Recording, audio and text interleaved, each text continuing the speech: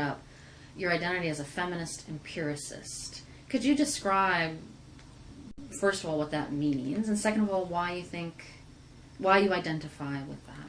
Well, because in many ways, I mean, my training, I haven't completely betrayed my training.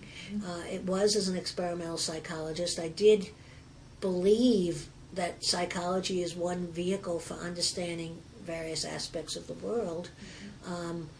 I'm not ready to throw away that baby with all the bathwater. I think that to some extent, the whole notion of control is a very useful way of approaching situations in order to show that there's cause and effect relationships. Otherwise, I don't know how you demonstrate them. And so I've always believed that you can use research, empirical research, as a kind of rhetorical device to demonstrate, maybe it is the obvious, but people are not willing to accept the obvious when you tell it as an anecdote, but they might be willing to accept it if you can demonstrate it empirically. Okay. How do you respond to people who say, but the very same empirical findings could be used for cross purposes, for opposite political views, or for opposite political purposes? Well, sometimes they can, and sometimes they can't. It depends on how you ask the question.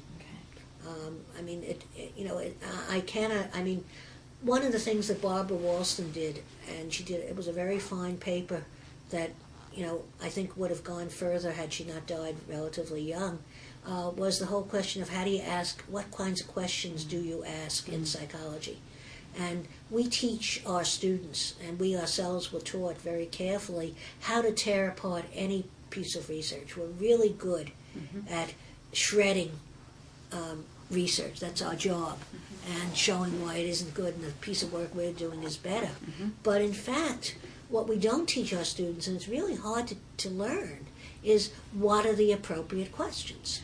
And if you ask the wrong question, then you aren't going to get an answer that's going to be useful or helpful. So the question is, we really need to put a lot more work into the kinds of questions we ask. And I think that's one of the places that I differ from, say, a straight empirical psychologist would. I'm willing to ask questions that have a social meaning, that have to do with politics, that have to do with social movements. And that's how I generate my questions. I don't necessarily generate them from theory. Okay. So you use the quote-unquote real world of politics and social problems, social issues to generate questions. Okay. And I've never really been part of any theoretical framework. Okay. At least I don't think I